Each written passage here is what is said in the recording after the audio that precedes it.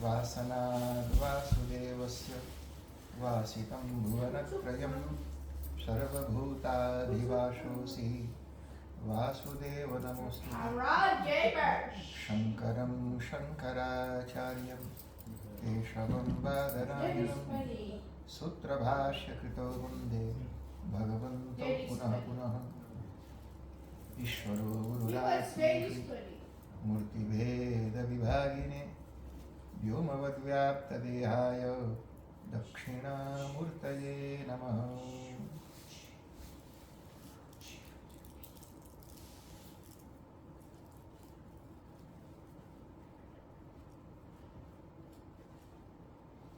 जय बोलो सत्य सनातन धर्म की जय।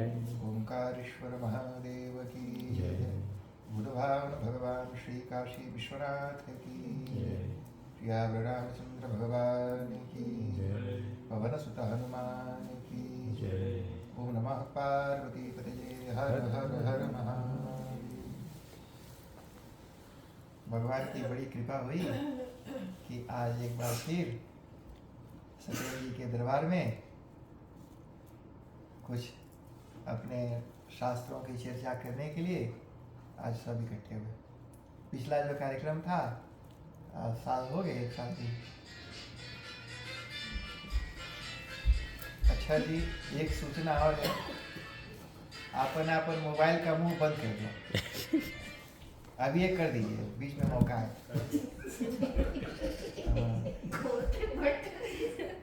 सभी लोग अपन मोबाइल का मुंह बंद कर दो और बाद में फिर मुंह खोलना उसका, और अपन भी मुंह बंद रखना। तो सुमन जी का भी धन्यवाद। सुमन सुंदर मन वाली, वो है सुमन। तो सुमन जी का भी स्वागत है। ये दोनों का दिल बहुत विशाल, बहुत सालों से इनका प्यार मुझे भी मिलता है। आप दोनों को भगवान स्वस्थ और प्रसन्न रखें, हंसते मुस्कुराते सेंचुरी दोनों लोग बनाएं। शिवानी धनजय का भी स्वागत, आपके दोनों बच्चों का भी, और सब अपने ही लोग हैं जी। आनंद जी, राज महाराज, और उधर सभी देवियों का भी स्वागत है। और इनकी सुमन जी की बहिनी जो मैया के रकम लगे हैं, तो उनका भी स्वागत है। और विजय जी का भी, और हमारे एक आज नए सदस्य हैं राणा जी का, वेद जी का। ये वेद ही है, वेद। वेद का मतलब होता है ज्ञान।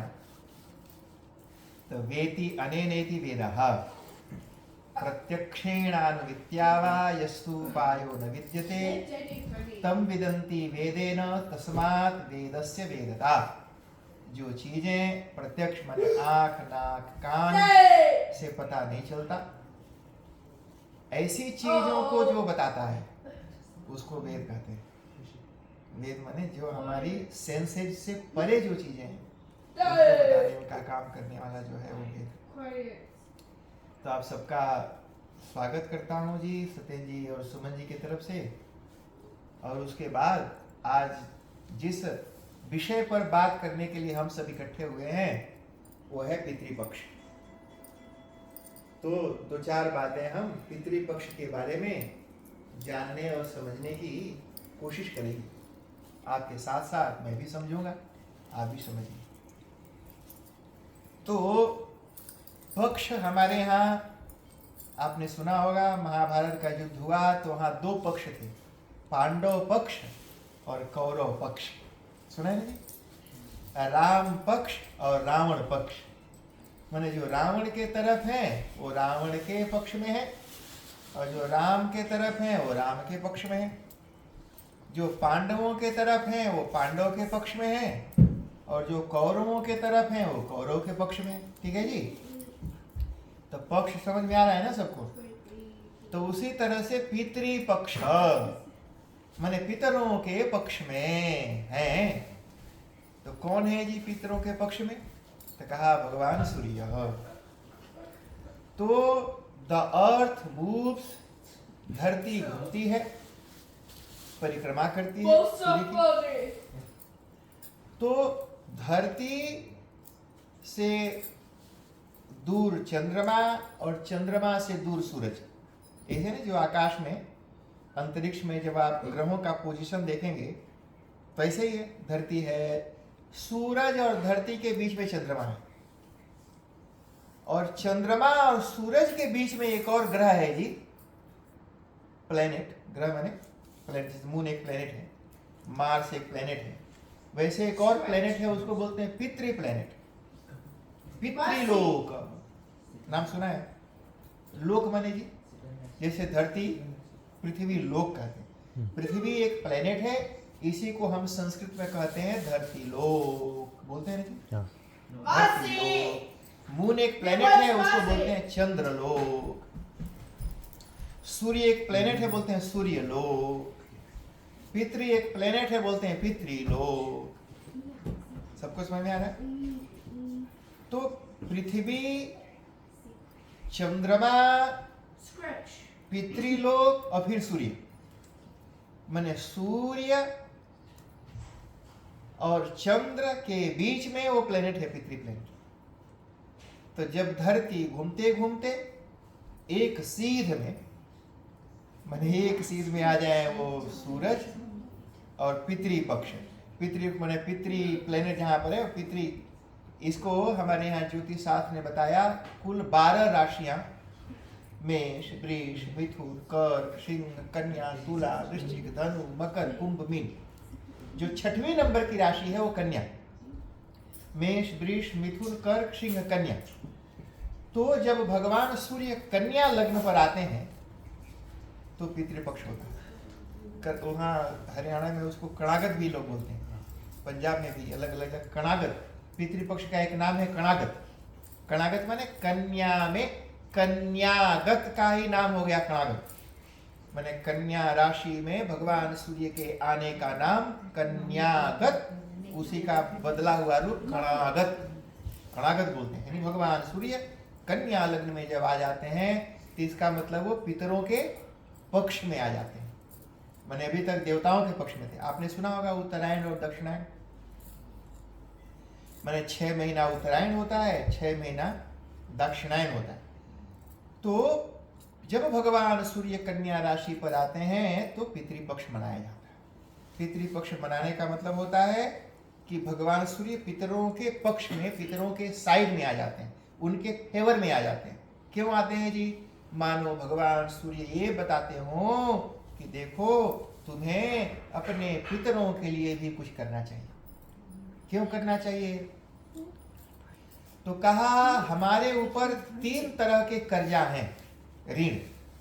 बैंक का कर्जा लो और भरो नहीं तो मोगज बढ़ता रहता है, उसी तरह से 3 कर्जा और हमारे पास। एक है देव ऋण, देवताओं का कर्जा, दूसरा है ऋषि ऋण, ऋषियों का कर्जा, तीसरा है पितृ ऋण, पितरों का कर्जा। तो पितृ ऋण का मतलब होता है कि अगर मेरे माँ बाप न होते तो मैं नहीं होता, यानी हम इस दुनिया में, हमको लाने वाले कौन है जी? माँ बाप है। माँ बाप को ही जरिया बना करके, है ना जी, माँ बाप को ही जरिया बना करके हम इस संसार में पैदा होते। और हमारे माँ बाप भी नहीं होते अगर हमारे दादा दादी नहीं होते, आजा आजी, हमारे आजा आजी भी नहीं होते अगर पराजा पराजी नहीं होती। तो इसका मतलब है I exist due to my parents, my parents exist due to my grandparents, my great parents exist due to my great grandparents. इसलिए हमारे पितरों का कर्जा हमारे ऊपर है। कैसे वो कर्जा उतरेगा भाई? हमारे पितरों ने हमारे लिए कुछ किया, हमारे माँ बाप ने पैदा किया, पाल पोस के बड़ा किया, माँ अपने गर्भ में धारण करती है और पिता दिमाग में लेके घूमता है कि कैसे बच्चों के लिए भविष्य अच्छा हो जाए, कैसे पढ़ाई लिखाई अच्छी हो जाए, कैसे इनके खाने पीने की व्यवस्था हो, इतनी चिंता पिता करता है ना। फिर उनको पालते पोसते बड़ा करते हैं, पूरे जीवन भर मर मर करके कमाते हैं, इकट्ठा करते हैं कि बच्चों के लिए कुछ कर जाए, उनके लिए घर बना जाए, उनके लिए उनको सेटल कर जाए। शादी होती है, बच्चों की खुशी होते हैं माँ बाप, उनके बच्चे हो जाएं, उनको खिलाते हैं, पालते पोसते हैं। ज़्यादातर यहाँ देखता हूँ ग्रैंड पेरेंट्स अपने ग्रैंड चिल्ड्रन को पाल पोस के बड़ा करते हैं। अच्छा, और अपने बच्चों के लिए सब कुछ छोड़ के चले जाते हैं। तो जिस माँ बाप के द्वारा दिया हुआ यह शरीर, यह देह, जिस माँ बाप के द्वारा दिया हुआ धन संपत्ति को हम भोगते हैं, उन माँ बाप के लिए हमें कुछ करना अवश्य चाहिए। क्यों? सिर्फ हम खाएंगे, उनके दिए हुए शरीर का भोग करेंगे, उनके द्वारा छोड़े हुए घर धन संपत्ति का भोग करेंगे और उनके लिए कुछ भी नहीं करेंगे, तो ऐसे पितर लोग रुष्ट होते हैं। एक जगह एक श्लोक में आया, पिबन्ति रुधिरम तेषाम, कहा कि जो फोर फादर हैं, ऐसे पितर लोग अपने ही लोगों का खून पीते हैं। खून पीते हैं का मतलब क्या हुआ जी? ऐसा नहीं सोचता कि खून पीते हैं, मैंने डायरेक्टली खून पीने का मतलब ये नहीं है। वैसे मैं एक दिन पढ़ रहा था कि एक ग्रुप है, लोगों का ग्रुप, पब्लिक ग्रुप, वो खून पीते हैं। मैंने कई लोगों के अंदर खून की कमी है, तो वो क्या करते हैं, अपने साथ में सिरिंज रखते हैं, खून ब्लड निकालने वाला एक बोतल रखते हैं और अप्रोच करेंगे आपसे कि भाई can you donate some blood, और आपसे मांगेगा आप कितना 300, 500 ml, 1 लीटर, जितना भी आप दे सकते हो, और आपसे मांग के आपका ब्लड लेगा और वो पी जाएगा। ऐसे खून पीने वाले लोग हैं जी, मतलब फिजिकली देख चोरी से नहीं पीते हैं, मांग के पीते हैं। अच्छा, हमारे एक जजमान है, उन्होंने मुझे एक दिन बताया कि हमारे फिजी में आजी लोग, जब उनको कोई गुस्सा दिलाता था और बड़े गुस्सा होते थे, तो गुस्सा में बोलते थे कि तुम हमारा पाव भर खून जरा दिया। सुना सुना है जी? बोले कि पाव भर खून हमारा जरा दिया। तुम कैसे खून जराया जी? आगे तो लगाया नहीं। मतलब इतना प्रेशर, टेंशन उसको दिया कि टेंशन और प्रेशर में उसका खून जर गया। होता है ना ऐसे? तो टेंशन और प्रेशर में भी खून जरता है लोगों को। तो पितर लोग खून पीने का मतलब माने रुष्ट, अतृप्त पितरी लोग खून पीते हैं का मतलब है कि आप जीवन में, उनके जीवन में अगर वो दुखी हैं, अतृप्त हैं, अप्रसन्न हैं, तो उनके परिवार, जो उनके एसेट्स, उनके छोड़े हुए, उनके द्वारा दिए हुए शरीर को, धन को, संपत्ति को भोगने वाले जो लोग हैं, उनके जीवन में, उनके जीवन का जो सुख चैन है वो गायब हो जाता है। माने उनके जीवन में इतना टेंशन, प्रेशर, बीमारी, फ्रस्ट्रेशन, डिप्रेशन वो भर देते हैं कि उनका खून रोज जरता है, यानी मानो सब कुछ होते हुए भी उनका खून पी रहे हो। अरे भाई, जीवन में सुख नहीं है, चैन नहीं है, तो संपत्ति इकट्ठा करके क्या करेंगे? कितना भी बढ़िया खटिया खरीद लो। एक मेरा चेला है, बोला खटिया खरीदा। मैंने कहा बड़ा अच्छा किया। बोला गुरुजी $15,000 का खटिया है। हमने कहा उसमें क्या लगाया है मसाला, थोड़ा भी तो बता। तो बड़ा उसमें मसाला है, ये मसाला वो मसाला, क्या क्या बताया डिजाइन। हमने कहा खटिया बेचने वाला से पूछ कि रिटेन में दे दे। तो गया, उसको बोला कि जो जो एडवर्टाइज किया है रिटेन में दे दो कि वो यहाँ लगा है। वो डील कैंसिल कर दिया, लेकिन लिख के दिया नहीं। कैसे लोग झूठ भी बेचते हैं बाजार में। तो $15,000 का खटिया खरीद करके ले आएगा, लेकिन $15,000 के खटिया पर सुतेगा तो नींद आएगी, इसके साथ खटिया बेचने वाला इसकी गारंटी नहीं देगा। खटिया तो बेच दिया, चाहे तुम $25,000 के खटिया पर भी सुतो, लेकिन नींद आने की गारंटी नहीं है। और कई बार जी चटाई बिछा करके ऐसे हम लोग सोते हैं, नींद बड़ी अच्छी आ जाती है। तो नींद आ, मैंने जिन चीजों को सुख और खुशी की कामना में आपने बटोर करके रखा है, वो चीजों से आपको खुशी मिल रही है क्या? तो जब पितृ लोग रुष्ट होते हैं, तो जिन चीजों को हमने अपनी खुशी के लिए बटोरी, वो चीजें हमें खुशी नहीं देती, दुख देती हैं। क्यों देती हैं भाई? क्योंकि वो पितृ लोगों ने भी हमको खुशी की कामना में पैदा किया था। हमारे माँ बाप ने एक कामना से पैदा किया था कि हम उनको खुशी देंगे। जब हम उनको खुशी नहीं दे रहे, तो इसलिए हमारे भी हमको खुशी नहीं देते। तो इसलिए अगर माता पिता प्रसन्न होते हैं, तो हमारे बच्चे यानी हमारे माँ बाप प्रसन्न होंगे तो हमारे बच्चे हमें सुख देने वाले बनेंगे। हमारे दादा दादी आजा आजी प्रसन्न हो गए तो हमारे ग्रैंड चिल्ड्रन भी हमको खुशी देने वाले बनेंगे। ग्रेट ग्रैंड पेरेंट्स, ये जब फोर फादर लोग प्रसन्न हो जाएं, खुश हो जाएं, मैंने जब हैप्पी हो जाएं, तो जिन चीजों को हमने खुशी की कामना में बटोर करके रखा है वो चीजों से खुशी मिलेगी। बेड पर सोएंगे तो नींद आएगी, घर में बैठेंगे तो आनंद आएगा, जो खाएंगे वो हजम हो जाएगा, नहीं तो खा करके बीमार पड़ेंगे, हजम नहीं होगा। तो इसलिए पितरों के कर्जा को उतारने के लिए जब तक वो जिंदा है तब तक श्रद्धा पूर्वक उनकी सेवा करनी चाहिए। कई लोग बोलते हैं कि भाई मरने के बाद ही करना, ना, जीते जी भी करना है। जीते जी भी बच्चों को अपने माँ बाप के दिल दुखाने वाला काम नहीं करना चाहिए। ऐसा काम नहीं करना चाहिए जिससे माँ बाप का दिल दुखता हो। तो उनके खुशी का काम करना चाहिए। तो जब तक जीते हैं तब तक स्वीट बात बोलो, ऐसी बात बोलो जो सुन करके माँ बाप को खुशी होती हो। ऐसा काम करो जिसको देख करके खुशी होती हो, ठीक ना जी। और जब वो इस धराधाम छोड़ के चले जाएं तो उसके बाद जो क्रियाकर्म है वो करना चाहिए। ऐसे करने से हमारे पितरों की तृप्ति होती है। तृप्ति का मतलब उनको लगता है वाह मेरे बच्चों ने मेरे लिए कुछ किया, इसलिए हमें भी उनके लिए कुछ करना चाहिए। अच्छा, पितृपक्ष में ही क्यों? तो किसी ने मुझसे पूछा कि साल में एक ही बार पितरों के लिए खाना खिलाते हैं, उनको रोज भूख नहीं लगती? तो क्योंकि उसका जो क्वेश्चन था कि साल भर में एक बार पितृपक्ष आता है, तो एक दिन पितृपक्ष में खिला दिया तो बाकी साल भर उनका क्या होता है? तो उसका जो एक क्वेश्चन है, ये क्वेश्चन का रीजन उसकी पुअर अंडरस्टैंडिंग है, लैक ऑफ अंडरस्टैंडिंग, ना समझी है। तो इसको ऐसे समझो जैसे हमारा जो एक साल है ना जी, वो पितरों का एक दिन होता है। मैंने कहीं पढ़ा था कि धरती पर, माने यहाँ पृथ्वी पर, अर्थ पर जो 15 दिन है वो मून पर एक दिन होता है। माने अलग अलग प्लेनेट पर टाइम जोन अलग अलग होता है।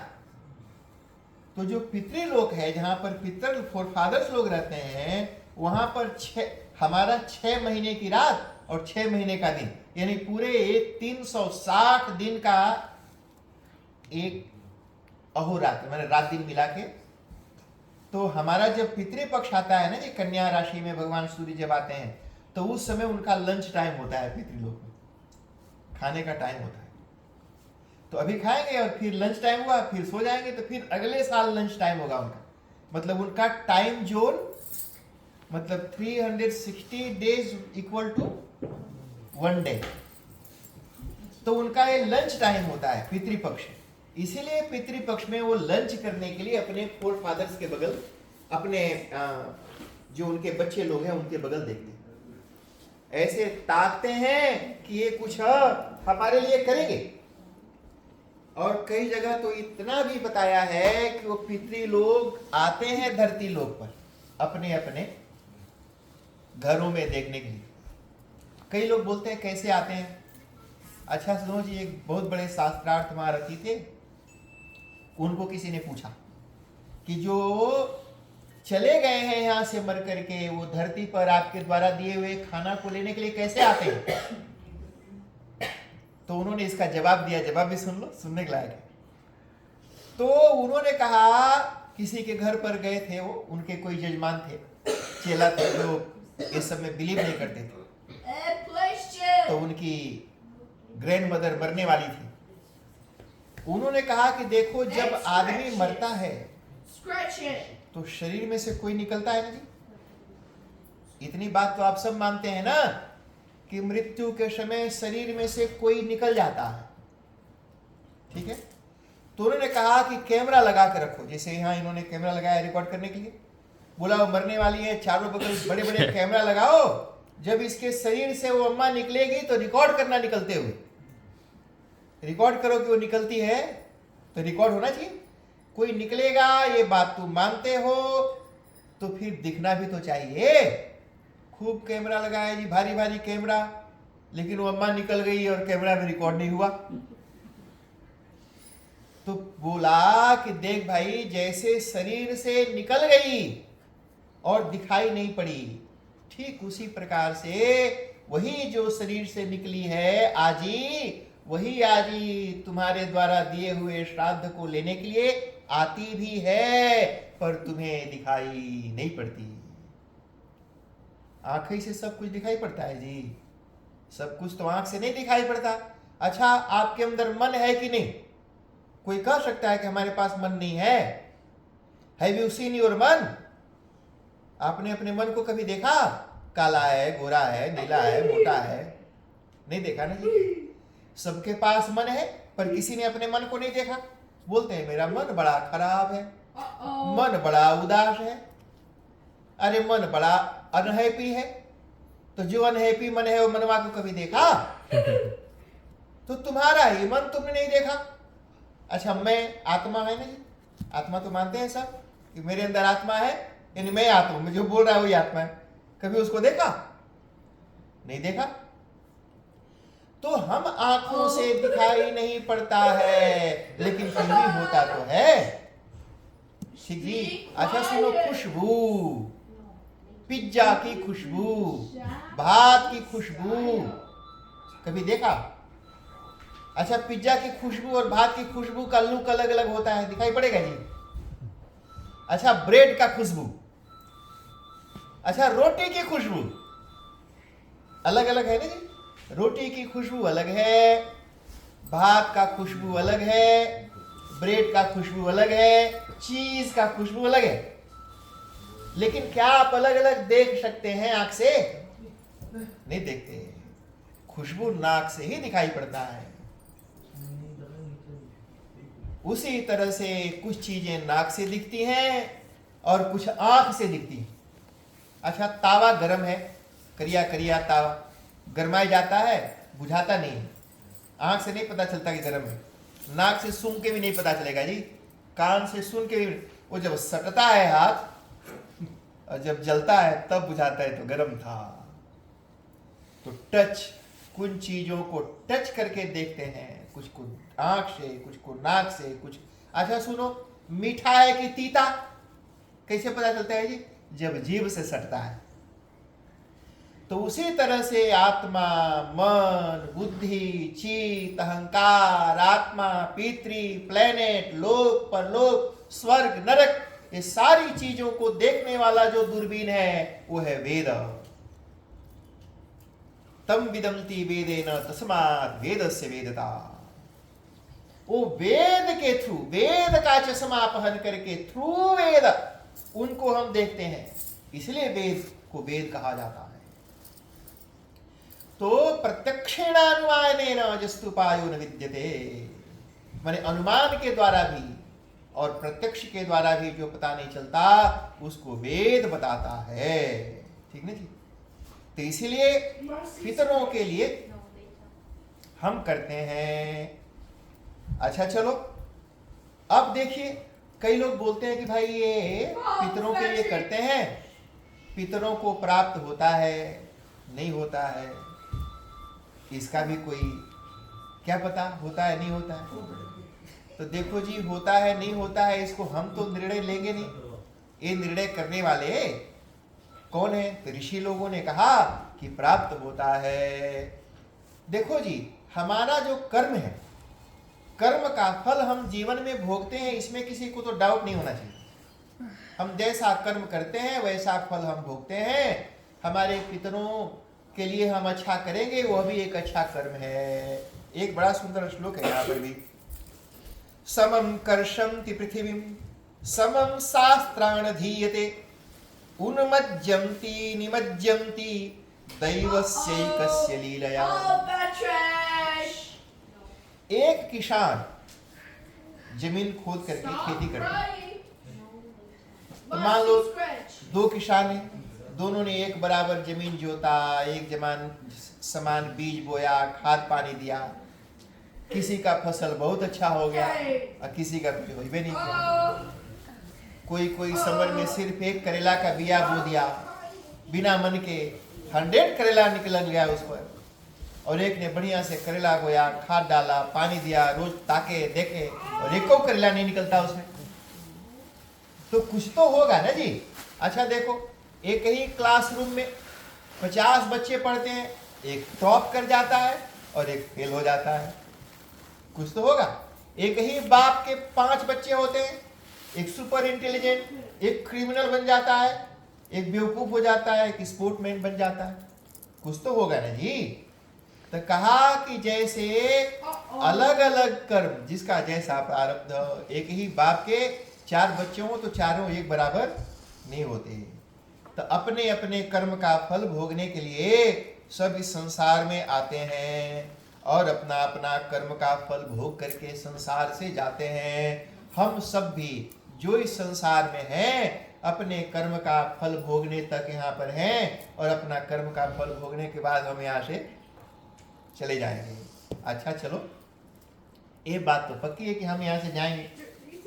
एक बात और समझ लो, समझना ये है कि जैसे न्यूजीलैंड का पैसा इंडिया में नहीं चलता, इंडिया में जाओगे भले इंडिया का पैसा कमजोर है, लेकिन वहां पर कुछ खरीदना हो तो आपको रुपया ही देना पड़ेगा, ठीक है।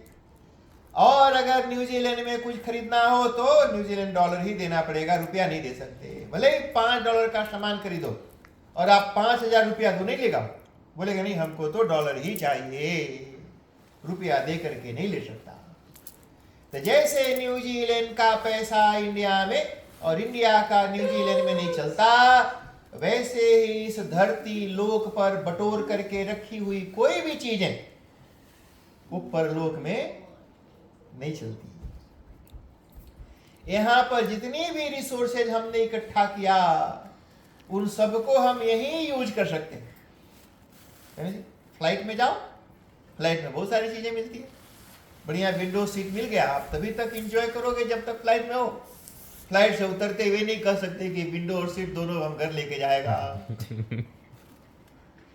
ऐसा नहीं हो सकता ना जी। या मान लो कोई बढ़िया चीज लग गई फ्लाइट में तो वो संग ले आएगा, ऐसा तो कर नहीं सकते। मैं कहा अमेरिका जी, अमेरिका, तो अमेरिकन प्रेसिडेंट जब कहीं जाते हैं तो उनके साथ साथ अमेरिकन कुछ लोग जाते हैं, वीआईपी लोग, मैंने कुछ मीडिया वाले लोग, कुछ बिजनेस पीपल लोग, अलग अलग कंट्री का जब कोई बड़ा लीडर किसी दूसरे देश में जाता है तो अपने देश के कुछ चुने हुए सेलेक्टेड लोगों को लेकर के जाता है। तो जिस प्लेन में वो जाते हैं उस प्लेन में बहुत सारी चीजें रखी रहती हैं जी, ढेर सारी, मतलब सुंदर सुंदर चीजें। तो मैंने न्यूज में एक जगह पढ़ा कि जब वहां जो वीआईपी लोग आते हैं प्लेन में, जो अच्छी अच्छी चीजें हैं उनमें से अपने साथ जाते हुए कोई कोई चीज लेके चले जाते हैं। तो बाद में वो काउंटिंग हुई तो पता चला कि एरोप्लेन में से ढेर सारा सामान मिसिंग है।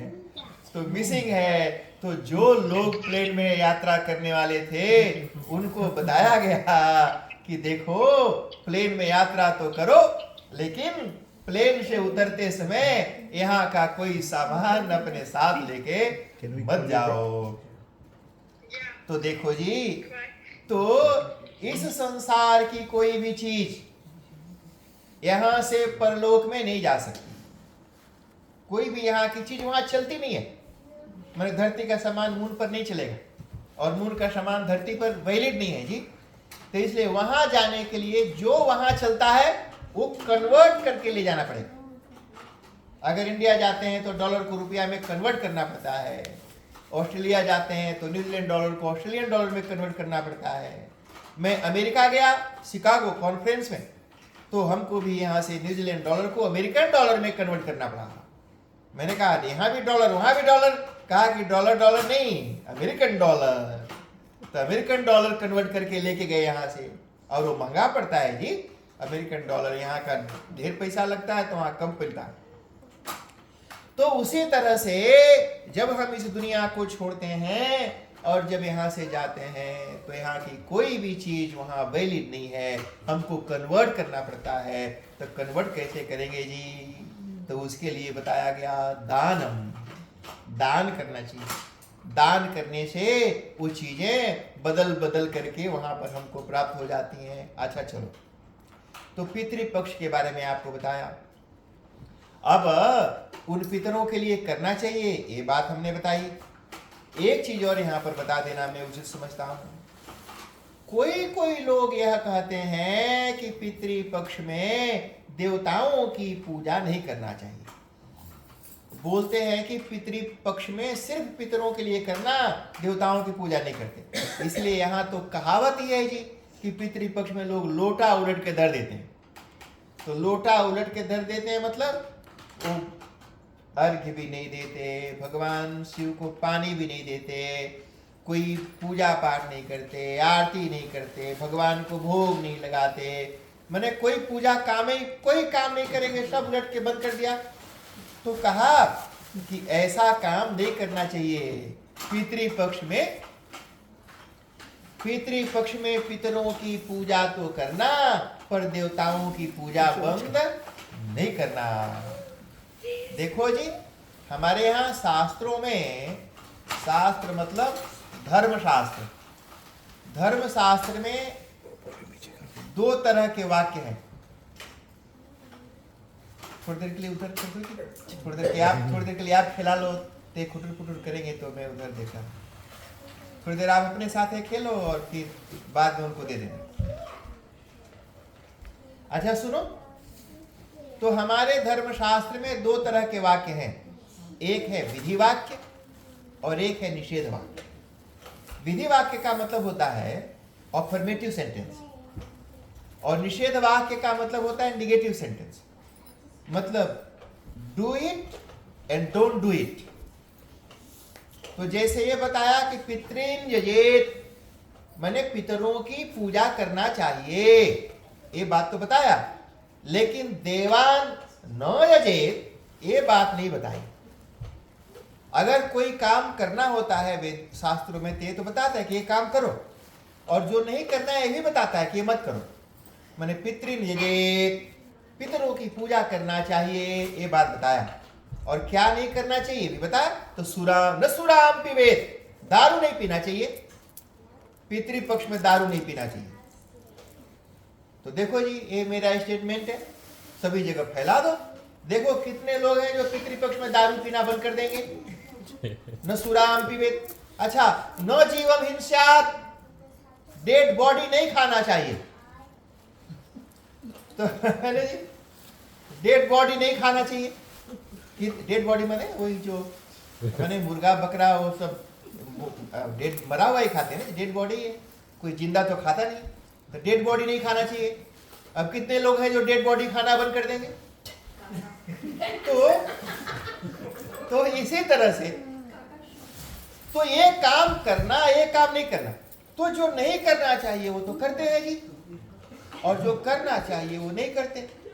तो पितृन यजेत, पितरों की पूजा करना चाहिए। देवान अपि यजेत, देवताओं की भी पूजा करना चाहिए। ये अच्छा सुनो, तीन तरह के कर्म हैं, समझ लो। थोड़े से लोग हैं तो केवल ये समझ रहे हैं, हम लोग कोई कथा कहानी नहीं सुना रहा आज आपको, समझा रहा। समझा क्या रहा, मैं खुद भी आपके साथ समझ रहा हूं। अच्छा सुनो, तीन तरह के कर्म है। देयर आर 3 टाइप्स ऑफ कर्म one must do on regular basis. वैसे तो पंच महायज्ञ नहीं, षट कर्माणि दिने दिने 6 कर्म है रोज करना चाहिए, लेकिन उनमें मैं अभी आपको जो बता रहा हूं वो 3 कर्म है जो हम करते हैं। नित्य कर्म, नैमित्तिक कर्म और प्रायश्चित कर्म। नित्य कर्म, नैमित्तिक कर्म और काम्य कर्म, इसको समझो। अच्छा सुनो, पितृपक्ष में नहाना नहीं चाहिए। किसी ने आपको कहा कि नहाना नहीं। अच्छा, कौन से शास्त्र में लिखा है कि रोज नहाना चाहिए? कहीं पढ़ा है जी रामायण में रोज नहाना चाहिए? कौन से किताब में लिखा है? यहाँ न्यूजीलैंड में कई लोग नहाते नहीं जी, 4-4 दिन तक नहाते। मैंने सुना, एक जगह मैं किसी के घर गया, उनके घर पूजा थी, तो अम्मा जी बोली अपन लड़का को, अरे उठ, आज तो नहा ले, 6 दिन से नहाया नहीं, आज पूजा है। तो यहाँ पर कई लोग नहाते नहीं जी, 3-4 दिन बिना नहाए निपटा देते हैं। हाँ पंडित जी। अच्छा देखो। नहीं कितना जो तो सवेरे उठ के काम पर चल जाते हैं बट नहाते नहीं है। हाँ ये व्हाइट पीपल करते हैं। क्या बात है। अच्छा चलो सुनो, कौन से ग्रंथ में लिखा है कि रोज 6 दफे खाना चाहिए? मैंने सुबह खाओ, ब्रेकफास्ट करो, लंच करो, टी टाइम करो, डिनर करो और खूब कस कस के खाओ। कहाँ लिखा है जी? किसी भी ग्रंथ में नहीं लिखा है, हम फिर भी कस कस के खाते हैं। अच्छा कौन से किताब में लिखा है नगौना पीना चाहिए? कोई ग्रंथ में लिखा है जी निगौना पीना चाहिए? कौन से किताब में लिखा है? लेकिन फिर भी पीते हैं। जो हम करना चाहते हैं उसके लिए तो कोई ग्रंथ पढ़ने की जरूरत भी महसूस नहीं करते, हम उस काम को करते हैं। और जो नहीं करना चाहते उसके लिए कोई ना कोई बहाना ढूंढते हैं, कोई ना कोई एक्सक्यूज ढूंढते हैं कि हमको ना करना पड़े। तो पूजा पाठ नहीं करने का एक्सक्यूज लोग ढूंढते रहते हैं। कैसे पूजा पाठ करते हैं आप डेड बॉडी खाएं। तो इस तरह से नहीं जी, पितृपक्ष में कोई भी पूजा का नित्य कर्म, ध्यान देना, रोज नहाना चाहिए और रोज देवताओं की पूजा करनी चाहिए। एवरी डे देवताओं की पूजा करनी चाहिए। और शास्त्र तो इतना तक कहता है, भगवान ने, कृष्ण ने तो यहाँ तक कहा कि हर रोज बिना भगवान को भोग लगाए नहीं खाना चाहिए। मैंने जो भी भोजन पकाते हो पहले भगवान को ऑफर करो, ये भगवान आपका है, आप खाइए और हमें आज्ञा दीजिए कि मैं भी खाऊं। तो भगवान को भोग लगा के खाना जी। और जो भोग नहीं लगा सकते वो मत खाना। जो भगवान को नहीं खिला सकते वो मत खाना। अच्छा तो रोज देव की पूजा करनी चाहिए, एवरीडे करना चाहिए, रोज नहाना चाहिए, रोज देवताओं की पूजा करनी चाहिए, रोज अपने ग्रंथों का अध्ययन करना चाहिए, नित्य कर्म। ठीक जी, ये नहीं रुकता है। अच्छा नैमित्तिक कर्म, एक बात बताओ, पितरपक्ष 16 दिन का होता है। जैसे पितरपक्ष शुरू हुआ उसके दूसरे दिन किसी का घर बच्चा हो गया, बेबी हो गया, अब उसका छठी होगा कि नहीं? अरे छठी तो छठवें दिन होता है ना जी। अब पितरपक्ष में बच्चा पैदा हुआ तो छठी नहीं करेंगे? छठी होगा, पितरपक्ष में ही होगा, छठवें दिन ही होगा। नामकरण संस्कार 10वें दिन होता है। अरे लिखा है ग्रंथ में 10वें दिन पिता नामकरण कुर्यात। अब पितरपक्ष में पैदा हुआ 10वें दिन ही पड़ा है तो नामकरण नहीं करोगे? अच्छा एक बात बताओ, आप बीमार पड़ गए, गोड़ टूट गया गिर के, तो पितरपक्ष है डॉक्टर के यहाँ नहीं जाएंगे। गोड़ टूट गया गिर के तो पितरपक्ष है डॉक्टर के पास नहीं जाएंगे।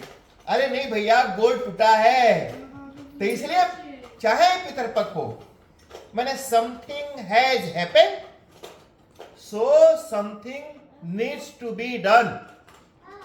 कुछ कारण हुआ है इसलिए कुछ कार्य करना है, उसको कहते हैं नैमित्तिक कर्म। वो भी नहीं रुकेगा, पितरपक्ष में भी होगा। तो पितृपक्ष में भी नित्य कर्म नहीं रुक सकता, नैमित्तिक कर्म भी नहीं रुकेगा। मान लो कोई मर गया तो उसका क्रियाक्रम नहीं करेंगे? करना ही पड़ेगा जी। बच्चा हो जाएगा तो खुशी नहीं मनाएंगे। अच्छा लोटो जीत गए तो पितरपक्ष है नहीं करो तो पंडित जी को दे देगा लाके। हम तो बड़ा हैप्पी हो जाएगा लाके कि पितरपक्ष है, लोटो ले लो पंडित जी, हमारा पितरपक्ष है, हम नहीं लगता है। तो इसलिए पितरपक्ष में ये मन में बहम नहीं पालना जी। एक ही बात ना पंडित जी, हैं? मट्टी में जाओ तो पैसवा नहीं भी के कपड़वा धोए दे। एक लड़की ने मुझे कहा कि हमारे माँ बाप ने बताया पितरपक्ष में बाहर नहीं निकलो, बाल नहीं खुला रखो, खाओ नहीं, भूत पकड़ लेगा, तुम्हारा बाल में लपेटा के घर में आ जाएगा। तो इतना ज्यादा मन में बहम नहीं पालना जी। पितृ लोग भूत नहीं है, वो देवता है, आपको आशीर्वाद देंगे लेकिन तब जब आप आशीर्वाद के लायक काम करोगे। अरे मरने को तो छोड़ो, जीते जागते आदमी के भी अगेंस्ट काम करो, वो भी आपका मूड फोड़ने के लिए तैयार हो जाता है। तो जो मर गया है वो आपको आशीर्वाद देगा? नहीं, आशीर्वाद तभी देगा जब उसकी खुशी के लिए काम करोगे। तो नित्य कर्म पितरपक्ष में भी होगा, नैमित्तिक कर्म भी होगा, काम्य कर्म नहीं होगा। काम्य कर्म क्या है जी? किसी पर्टिकुलर कामना से जो कर्म किया जाता है। जैसे मान लो किसी की शादी नहीं हुई और वो चाहता है कि एक सुंदर फेवरेबल पत्नी मिल जाए, और पत्नी प्राप्त करने के लिए वो यज्ञ करना चाहता है। पत्नी मनोरमां देहि मनोवृत्तानुसारिणीं तारिणीं दुर्ग संसार सागरस्य कुलुद्भवाम। तो ऐसे पत्नी प्राप्त करने के लिए कोई विशेष काम्य कर्म करना चाहता है तो पितृपक्ष में नहीं करेगा, वेट करो, अभी पत्नी के लिए करने की जरूरत नहीं, पितरों के लिए करो। मान लो कोई किसी का संतान नहीं है, पुत्र की कामना के लिए पुत्रेष्टि यज्ञ करना चाहता है, काम्य कर्म है, तो नहीं करना, फिर रुकेगा। मान लो कोई अपना भवन निर्माण करके रहना चाहता है, काम्य कर्म है, गृह प्रवेश करना, तो रुकेगा। कोई शादी करना चाहता है, काम्य कर्म है, उसको रुकना पड़ेगा। ऐसे कोई काम्य कर्म है वो नहीं होगा, सिर्फ एक ही कर्म, बाकी नित्य और नैमित्तिक दोनों कर्म होते रहेंगे। तब ये हुआ पितृपक्ष। ठीक है, तो पितृपक्ष में हमने क्या क्या चीज जान लिया जी? पितृपक्ष माने पितरों के फेवर में भगवान सूर्य आ जाते हैं और ये बताते हैं कि देखो साल भर तुमने अपने लिए किया, अब ये 15 दिन में एक दिन अपने पितरों के लिए कुछ करो। क्यों करो? क्योंकि उन पितरों का कर्जा हमारे ऊपर है, अगर वो नहीं होते तो हम इस दुनिया में नहीं होते। देखो जी, सारा सुख और दुख कौन भोगता है? थोड़ा सा दिमाग में जोर डाल के समझ लो। सुख किसे होता है? मन को। दुख किसे होता है? मन को। भूख किसे लगती है? मन को। प्यास किसे लगती है? मन को। ध्यान देना जी, मन फील्स हंगर, मन फील्स थर्स्ट, मन फील्स स्लीपी, लेकिन सोता कौन है? शरीर। भूख किसे लगती है? मन फील्स हंगर, मन फील्स, बॉडी फुलफिल्स। अरे मुंह नहीं रहेगा तो खाएगा कैसे? खाने के लिए हाथ, मुंह और पेट का होना जरूरी है, लेकिन भूख लगने के लिए मन का होना जरूरी है। तो मन और बॉडी दोनों मिलके आप और हम जीवात्मा हैं। और जब मृत्यु होती है तो मृत्यु माने बॉडी अलग और मन अलग हो जाता है, यानी आत्मा निकल गई ना जी। आत्मा निकल गया तो बॉडी है, पर उस बॉडी को भूख नहीं लगती। मुर्दा बॉडी को आप 1 महीना भी रखो, उसको भूख नहीं लगेगी। और अगर कहीं भूख लग जाए और उठ के बोल दे बड़ी भूख लगी है, अच्छा मुर्दा को भूख क्यों नहीं लगती है जी? क्योंकि जिसे भूख लगती थी वो वहां से निकल गया। ध्यान देना। अच्छा, इसका मतलब जिसे भूख लगती थी वो है, जिसे भूख लगती थी वो है, पर अपनी भूख को मिटाने का जो जरिया शरीर था वो नहीं है। सबको समझ में आ रहा है जी? ध्यान से समझिए। जिसको भूख लगती थी मन वो है, पर भूख मिटाने का जरिया जो शरीर था वो नहीं है। अब जरा विचार करो, जस्ट थिंक, दिमाग पर जोर डालो कि एक आदमी है, हंग्री है और सामने खाना दिख रहा है पर खा नहीं सकता, कितनी पीड़ा उसको होती होगी। एक आदमी है, प्यासा है, सामने पानी है, पी नहीं सकता, हाउ पेनफुल उसका लाइफ होगा। फील स्लीपी पर सो नहीं सकता, कितना दुख उसको होता होगा। इसी को प्रेत कहते हैं जी। प्रेत आत्मा माने उसी का नाम प्रेत आत्मा है जो स्लीपी है, सो नहीं सकता, हंग्री है, खा नहीं सकता, थर्स्टी है, पी नहीं सकता, who feels like talking to relatives पर बोल नहीं सकता। कितना पीड़ा में वो प्रेतात्मा है। और वो प्रेतात्मा उस प्रेत की जोनी से जब तक निकल नहीं जाता उसी पीड़ा में रहेगा, छटपटाता रहेगा, भूख प्यास से तड़पता रहेगा। और उस प्रेत की जोनी से कब निकलेगा? जब उसको शरीर मिले। और शरीर कैसे मिलेगा जब कोई माँ बाप मिले? अरे मिलियन नहीं, बिलियन नहीं, ट्रिलियन ट्रिलियन आत्माएं भटक रही हैं कि कहीं चींटी बन करके, कुत्ता भी बन करके भी पैदा हो जाए, कम से कम भूख प्यास के दुख से तो बचेगा। चींटी बनकर भी, कुतिया सुअरिया बनकर भी पैदा हो जाए, लेकिन वो शरीर भी उनको नसीब नहीं होता। कर्म नहीं है तो छटपटा रहे। तो बिना माता पिता के शरीर प्राप्त नहीं हो सकता। जिस माँ बाप ने हमारे ऊपर इतना अनुग्रह किया, इतना कृपा हमारे ऊपर की कि हमको शरीर दिया, जिस शरीर में बैठकर मैं मेरी भूख प्यास नींद की पीड़ा को मिटा सकूं, क्या उस माँ बाप के लिए हम कुछ नहीं करेंगे? साल में एक दिन उनके लिए श्राद्ध नहीं कर सकते? अच्छा, कई लोग बोलते हैं कि मान लो क्या गारंटी है कि नहीं है? तो इसके लिए जी हमारे यहाँ शास्त्रों में कुछ बात बताई। कहा कि मान लो कई लोग कहते हैं कि ये पितृ लोग हैं, नहीं है, क्या पता है भी कि नहीं है, क्या करें जी? तो कहा कि कोई बात नहीं, मान लो अगर नहीं है थोड़ी देर के लिए, मान लीजिए पितृ लोग नहीं होते और आपने श्राद्ध किया। ध्यान से सुनो, अस्तित्व के नास्तित्व के, कुछ लोग बोलते हैं कि है, कुछ लोग बोलते हैं नहीं है। नहीं वालों की बात मान लो, मान लो पितृ लोग नहीं है और आपने उनके लिए पिंडदान किया, श्राद्ध किया, तो आपका क्या नुकसान होगा जी? थोड़ा सा रोटी दाल भात तरकारी और कुछ पंडित जी खाए और कुछ उनको पैसा दिया, ये नुकसान हुआ आपका ना जी। थोड़े से कुछ सामान और कुछ पैसा। लेकिन मान लो अगर वो है और आपने नहीं किया, तो कितना भयानक अपराध उन पितरों के प्रति होगा और हमारे प्रति होगा कि हमने थोड़े से नुकसान के लिए कितना भयानक एक क्राइम किया अपने पितरों के लिए। तो इसलिए बुद्धिमान व्यक्ति थोड़े से लाभ के लिए ज्यादा नुकसान नहीं करता। तो ये बात हमने समझी कि पितरों का ऋण हमारे ऊपर है, उन पितरों का कर्ज हमारे ऊपर है, और वो कर्जा हमारे से तभी उतरेगा जब हम उन पितरों के लिए कुछ करेंगे। क्या करेंगे जी? तो पितरों की तृप्ति के लिए श्राद्ध करेंगे। तो श्राद्ध का मतलब होता है पितृनुद्दिश्य श्रद्धया दीयते यत्तत् श्राद्धम। पितृनुद्दिश्य श्रद्धया क्रियते यत्तत् श्राद्धम। श्रद्धामयमिदं श्राद्धम।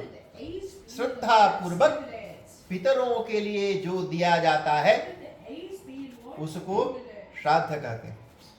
क्या देते हैं जी पितरों के लिए? तो श्राद्ध करने की विधि बताई। कहा कि पिंड देते हैं, नाम, उन पितरों का नाम, उनका गोत्र, वर्ण करने वाला कौन, पूरा मंत्र पूर्वक विधि पूर्वक करना चाहिए। एक चीज और दिमाग में बैठा लो, कई लोग बोलते हैं हम कुसा धसा के पानी गिरा दिया, कहीं दान ले जा करके दे दिया, ये तो ठीक है किया, उसका भी कोई ना कोई फल, पर एक प्रॉपर श्राद्ध नहीं हुआ। विधि पूर्वक करना चाहिए। कैसे पता चलता है? कहा कि भगवान श्री कृष्ण ने बोला है। किसकी बात मानोगे जी? कृष्ण भगवान की बात मानेंगे ना। कृष्ण भगवान जो कहेंगे वो तो झूठ नहीं बोलेंगे। तो भगवान कृष्ण कहते हैं क्या? तस्मात् शास्त्रम प्रमाणम ते कार्य व्यवस्थितौ ज्ञात्वा शास्त्र विधानोक्तम कर्म कर्तुमिहार्हसि। कहा कि क्या करना और क्या नहीं करना, what to do what not to do, ये शास्त्र बताया है। तस्मात् शास्त्रम प्रमाणम ते, जो शास्त्र कहता है वैसे ही करना। ज्ञात्वा शास्त्र विधानोक्तम, पहले शास्त्र में बताए हुए विधि विधान को जानो और फिर कर्म करो। कई लोग बोलते हैं कि हम कर दिया ऐसे ही, नहीं जनता रहा। अरे काहे कर दिया? भगवान ने बोला पहले जानो फिर करो, तूने बिना जाने क्यों किया? कई लोग बोलते हैं कि हमने कर दिया। आदेश है जी, Bhagwan is ordering, know first before you do. ज्ञात्वा शास्त्र विधानोक्तम कर्म कर्तुमिहार्हसि। First know, then you can do. यो शास्त्र विधि मुत्सृज्य वर्तते कामकारतः। कहा कि शास्त्र की विधि को छोड़कर, यानी जैसे करना है वैसा ना करके मनमानी ढंग से करता है, उसका कोई फल नहीं है। अच्छा ठीक है जी, ते पितरों के लिए करना चाहिए, ये बताया। फिर बोला एक बड़ा सुंदर श्लोक और बताया जी, ये श्वेतरोपनिषद का है। किं कारणं ब्रह्म कुतस्म जाता जीवामकेन क्वच संप्रतिष्ठाः अधिष्ठिताः केन सुखेतरेषु वर्तामहे ब्रह्मविदो व्यवस्थाम्। हे देखिए, हमारी उत्पत्ति का कोई न कोई कारण है। हम पैदा हुए हैं, जीवित हैं, सुख भोगते हैं, दुख भोगते हैं, बीमार पड़ते हैं, कभी मुस्कुराते हैं, कभी रोते हैं। कुछ न कुछ कारण तो होगा ना जी। बिना कारण के कोई रोता नहीं है और बिना कारण के कोई हंसता भी नहीं है। कारण क्या है? हमारा कर्म। इसलिए हर एक प्राणी को, ठीक है जी, रहने दो, रहने दो। बोल दो कितना बचा? ढेर बचा, ढेर बचा। अरे ये तो पूरा पूरा 700 पेजेज है।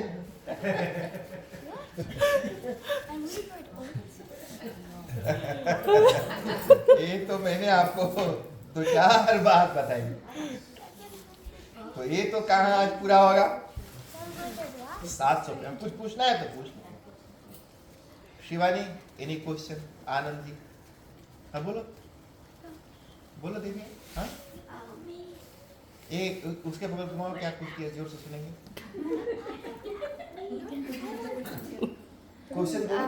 क्वेश्चन है पंडित जी, हमारे हिंदू धर्म में माना है कि जब डेथ होती है तो दूसरी लाइफ में रीइंकार्नेशन होती है। फिर से बोलो। हमारे हिंदू धर्म में मानना है कि जब डेथ होती है तो वो आत्मा का रीइंकार्नेशन होता है, दूसरी जन्म होती है ना।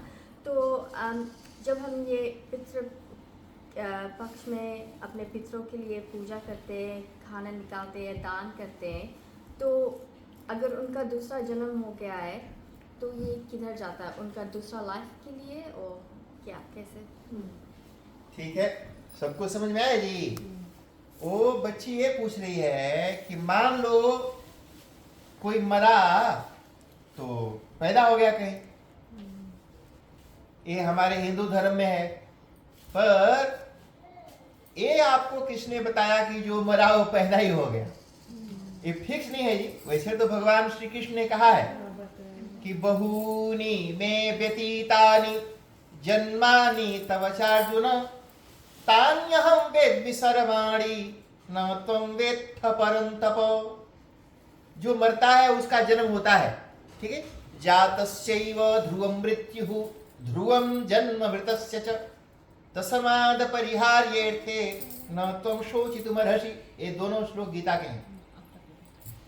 तो मरने के बाद जन्म होता है, पर मरने के तुरंत बाद जन्म होता है, ये सही नहीं है। ऐसा नहीं कि आप यहाँ शरीर छोड़े और इमीडिएटली आप दूसरे शरीर में, अगर ऐसा होता तो ऐसे कोटि कोटि आत्माएं जो ब्रह्मांड में घूम रही हैं, जिनको कोई शरीर ही नहीं मिला है, वो सब पैदा हो जाती है। तो पहला नंबर तो ये कि जो भी मरता है उसका जन्म होता है, ये बात सच है। पर इमीडिएट आफ्टर डेथ उसका कहीं जन्म हो जाता है, ये सच नहीं है। हाँ, हो भी सकता है, इधर शरीर छूटा और उधर कहीं जन्म हो जाए, पॉसिबल है, ऐसा हो सकता है। But this rule is not applicable to everybody and anybody. अगर आपके ऐसे उत्तम कर्म हैं, ऐसे उत्तम कर्म हैं आपके, जैसे अभिमन्यु के थे। अभिमन्यु के बारे में ऐसी मान्यता है कि अभिमन्यु की इधर मृत्यु हुई, उधर जन्म हो गया। दशरथ जी की इधर मृत्यु हुई, उधर स्वर्ग में चले गए। भीष्म पितामह, उनका भी जन्म भी नहीं हुआ, नरक में भी नहीं गए, मुक्त हो गए। ठीक नहीं जी? अच्छा, क्या क्या हो सकता है सुनो। जो मरता है उसका कहीं जन्म भी हो सकता है, जो मरता है वो नरक में जाके रह सकता है, वो स्वर्ग में भी जा सकता है। अगर जन्म हो जाता तो फिर स्वर्ग और नरक क्यों होते? तो स्वर्ग में भी जाता है, नरक में भी जाता है, पितृलोक में भी जा सकता है, और प्रेत की जोनी में अगर जो मरा वो पैदा ही हो जाता तो फिर इतने सारे प्रेत जो घूम रहे हैं वो क्यों हुए थे? अच्छा, तो अगर प्रेत की जोनी में है तो उसको उसकी सदगति, नरक में है तो उसकी सदगति, स्वर्ग में है तो उसको प्राप्त होगा, पितृलोक में है उसको प्राप्त होगा, और इन केस मान लो उसका जन्म हो गया, आपकी भी बात मान लेते हैं, क्योंकि ऐसा भी हो सकता है। धनजी थोड़ा इधर हो जाओ, थोड़ा उसको देखता भी ना। अच्छा, तो मान लो कि उसका जन्म हो गया है, फॉर एग्जाम्पल न्यूजीलैंड में मरा और गाजा में पैदा हो गया। वो गाजा में जहां पर बम गिरा रहा है इजराइल, गाजा है ना जी। अब मान लो सोमालिया में पैदा हो गया, तो यहां मरा और वहां पैदा है, उसको खाना नहीं मिल रहा, कई हफ्ते से भूखा है, और न्यूजीलैंड में उसके बच्चों ने श्राद्ध किया, उसके लिए खिलाया पिलाया, ब्राह्मण को दान दक्षिणा दी, और वहां पर वो पहुंच गए जी, वो यूनाइटेड नेशंस वाले, और ऊपर से भोजन के पैकेट गिरा रहे हैं। होता है ना ऐसे। इसका मतलब ये हुआ, ऐसा नहीं कि आपने यहाँ पर उसको दाल रोटी और चावल खिलाया तो दाल रोटी चावल ही उसको मिलेगा। आप जिस देश में रहते हैं, इस देश में जो होता है वो आपने खिलाया, और जो पैदा हुआ वो जिस देश में रहता है उस देश में वो चेंज करके किसी न किसी रूप में उसको प्राप्त होता है। एक चीज एक ऐसा भी होता है, सुनो, कभी कभी किसी किसी के लोगों के जीवन में अचानक लाभ होता है, sudden profit, he wasn't expecting, पर उसको प्रॉफिट हो गया। होता है जी, ही वाजंट एक्सपेक्टिंग, पर उस लोटो जीत गया, ही वाजंट एक्सपेक्टिंग, अचानक उसको ढेर सारा बिजनेस में फायदा हो गया। क्यों होता है, कभी विचार किया? इसलिए होता है कि उसके कुछ प्रारब्ध कर जाग गए, या हो सकता है कि उसके किसी ने उसके निमित्त यहां किया हो और उसको यहां मिल गया। तो अगर उसका जन्म हो गया तो भी उसके किए हुए श्राद्ध व्यर्थ नहीं जाते, उसको मिलते ही हैं। अगर नरक आदि में है, कीड़े मकोड़ों के जीव जंतु के जोनी में है, तो वहां भी उसको कन्वर्ट, मान लो कहीं पहाड़ में पत्थर के बीच में कीड़ा बन के बैठा है, मान लो कहीं शेर बन के बैठा है, हफ्ते भर से शिकार नहीं मिला, आपने श्राद्ध किया, उसके आगे कहीं भी हिरन आ जाएगी, मैंने मिलेगा जरूर। श्राद्ध अलग अलग रूप में, चाहे आपके फोरफादर्स चाहे जहां भी हो, कहीं पैदा हो गए हो तो भी प्राप्त होगा, स्वर्ग में है तो भी प्राप्त होगा, नरक में है तो भी प्राप्त होगा, अगर पितृलोक में है तो भी प्राप्त होगा, प्रेत की जोनी में है तो भी प्राप्त होगा। ठीक है जी। तो ये अलग अलग लोगों के लिए जैसा कर्म है, ऐसे कर्म वाले लोग कुछ इमीडिएटली पैदा भी हो जाते हैं, लेकिन ये सौभाग्य सबको नहीं मिलता। चलो जी, संतोष हुआ देवी? अच्छा, और भी है जी कोई क्वेश्चन? पूछो शिवानी। Anybody else? सबको लगी है भूख? हाँ, वन क्वेश्चन कहाँ से है? ओ पापा कुछ पूछे। अच्छा, लगा दीजिए। धनंजय जी, विजय जी के बगल में। हाँ, विजय जी बोलो। ना ना बोल दो, पूछो। शीतल,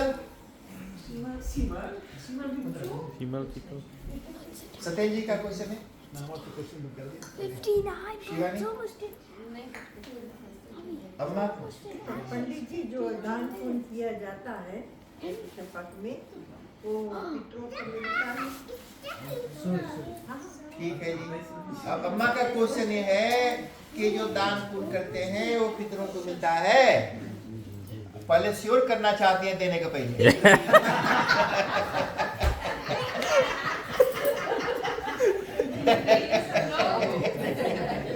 और पक्का कर ले मांगे कि पंडित जी के दे कि नहीं।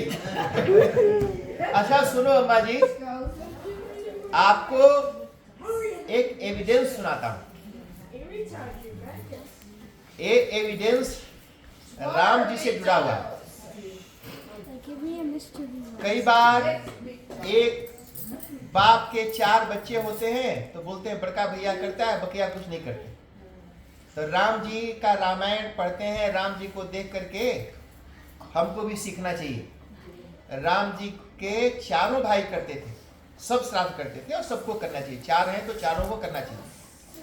अच्छा सुनो, जो मुझे आपको बताना है वो ये है कि राम जी ने पंचवटी में श्राद्ध किया और वन में रहते थे तो उन्होंने पंडितों को खाने के लिए बुलाया, जंगल में रहने वाले साधु महात्मा ब्राह्मण, और जो भी बनाया सबको खिलाया। तो जब खा रहे थे तो उन्होंने माता सीता को बोला कि तू भी आ, अपने हाथ से ब्राह्मणों को ऋषियों को कुछ परोस के खिलाओ। तो सीता माता घूंघट निकाल के बैठी रही, बाहर नहीं आई। राम जी ने कहा कोई बात नहीं भाई, पत्नियों का भी मूड होता है, कई बार पति बुलाता रहता है, पत्नी बैठी रहती है, तो वो बैठी होगी, चलो जब नई मूड में है तो नहीं आई। तो राम जी भी चुप हो जाते हैं, इसलिए आप लोगों को भी चुप हो जाना चाहिए। तो राम जी ने दोबारा फोर्स नहीं किया। जब सब खा के चले गए तो राम जी पत्तल उठाने लगे, तो सीता माता आ गई, बोली छोड़िए जी मैं उठाती हूँ। तो राम जी ने कहा जब वो सब साधु महात्मा ब्राह्मण लोग खा रहे थे तो आई नहीं, अभी आई है। सीता जी ने कहा कौन महात्मा खा रहे थे, कौन ब्राह्मण खा रहे थे? बोला अभी इतने ब्राह्मणों को खिलाया। सीता जी ने कहा कह रहे हमने तो किसी ब्राह्मण को खाते हुए देखा ही नहीं। राम जी ने कहा ये देखो कितना बड़ा आश्चर्य है, अभी इसी के सामने खिलाया, ये बोल रही हमने किसी ब्राह्मण को खाते हुए नहीं देखा। सीता जी ने कहा कि हमने तो अपने ससुर को खाते हुए देखा, हमने अपने अजिया ससुर को, पर ससुर को, मैंने जितने भी आपके पूर्वज थे वो सब यहाँ बैठ के खा रहे थे, मैंने किसी भी ब्राह्मण को खाते हुए नहीं देखा। मया तव पिता दृष्टः दृष्टाश्चते पितामहाः, मैंने आपके पिता को, आपके पितामह, आजा पराजा दादा सबको यहां पर देखा। राम जी ने कहा अरे तुमने तो किसी को देखा नहीं, केवल बाबूजी को देखा था, दशरथ जी को, और किसी को तो पहचानती नहीं। सीता जी ने कहा कि जब मैं शादी करके अयोध्या आई तो अपने सास के साथ सभी जगह घूम करके कुल देवताओं की पूजा की, और आपके घर में आपके सभी पूर्वजों की मूर्तियां बना करके रखी थी। मैं एक एक को पहचानती हूँ, महाराज अज को, दशरथ जी को, दिलीप को, रघु को, और वो सब यहाँ बैठ के खा रहे थे, मैंने किसी ब्राह्मण को नहीं देखा। और मैंने सोचा कि मैं तो आपके कुल की वधू हूं, जिसको श्रृंगार आभूषण से सजा धजा राजमहल में रहना चाहिए था, लेकिन मैं ऐसे बनवासी के रूप में, ऐसे बनवासी के भेष में बिना किसी श्रृंगार के जाऊंगी तो मुझे देख करके कहीं वो लज्जित न हो जाए, उनको शर्म न आ जाए कि मेरी कुल की वधू ऐसे बनवासी बन के घूम रही है। उनको मैं शर्मिंदा नहीं करना चाहती थी और इसीलिए मैं उनके सामने नहीं गई। पंचवटी का भगवान, इससे ये पता चलता है कि आपको लगता है कि आप किसी ब्राह्मण को खिला रही हैं और किसी ब्राह्मण को दे रही हैं, लेकिन उसके अंदर अग्नि, वायु, सोम ऐसे देवताओं के प्रतिनिधि, ये देवता लोग पितरों के प्रतिनिधि स्वरूप ब्राह्मण तो सिर्फ लेता है जी। देखो जितना ब्राह्मण लोग श्राद्ध के पितरों के नाम पर इकट्ठा करते हैं ना जी, अगर उनको हजम होता तो ब्राह्मण लोग आज मिलीनियर होते। लेकिन सच्चाई ये है, इतना दान दक्षिणा पितरों के नाम पर लेने वाले ब्राह्मण लोगों के पास भी इकट्ठा नहीं होता। जिन पितरों के नाम पर वो लेते हैं, मानो वो पितर लोग उनके शरीर से उसको जिस किसी रूप से खींच लेते हैं। तो ये जो मैंने आपको कथा सुनाई, ये वाल्मीकि का लिखा हुआ, जिसमें उन्होंने बताया, अब भगवान वाल्मीकि बोलते हैं, भगवान अगस्त्य ऋषि कहते हैं कि जो आप देती हैं ब्राह्मणों को, खिलाती ब्राह्मणों को, पर खाते आपके पितर हैं, देती आप ब्राह्मणों को, पर रिसीव आपके पितर करते हैं। हमारी बात मत मानो, पर उन ऋषियों की बात तो मानोगे। तो उन ऋषियों ने ऐसा कहा है कि पितृन उद्दिश्य जद्दीयते, किसको देंगे जी? ब्राह्मणों को ही रिप्रेजेंटेटिव बनाया। ब्राह्मणो शमुखमाशी, ब्राह्मणी मुखादग्नि रजायत। ये ब्राह्मण को ही, ब्राह्मण के थ्रू ही वो पितरों को प्राप्त होता है। इसलिए ब्राह्मणों को खिलाते हैं और उन्हीं को दान वगैरह दिया जाता है। ठीक ना जी? चलो अब पक्का हो गया ना जी? अब देगी अम्मा। और पार्वती चलो जी।